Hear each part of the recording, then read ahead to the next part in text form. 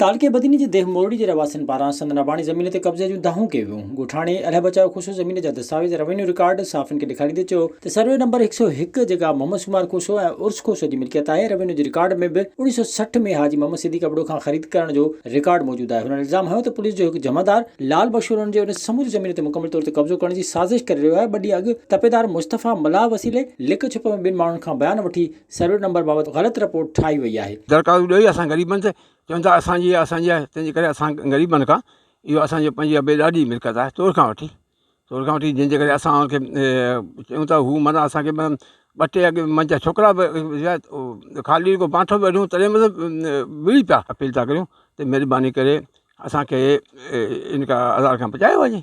हीअ छो गैर क़ानूनी कमु कोन्हे, असां कानून सां था करियूं, पर कानून सां असांखे छो कब्ज़ा कनि था असांखे। मुख़्तियारकार बदीन मोहम्मद अकरम कुंभार मूजिब मामले जी जांच कयूं पिया। दरगाह झंडो भरिसां ज़रे ज़मीन जेका खोसनि जी मिल्कियत आहे उन जा सबूत बि मिलिया आहिनि। वधीक जीअं मालिक दरख़्वास्त ॾींदा त सरज़मीन ॾिसी उन बाद रिपोर्ट ॾिबी। विज़िट कयो अवामी आवाज़ मीडिया ग्रुप जी वेबसाइट awamiawaz.pk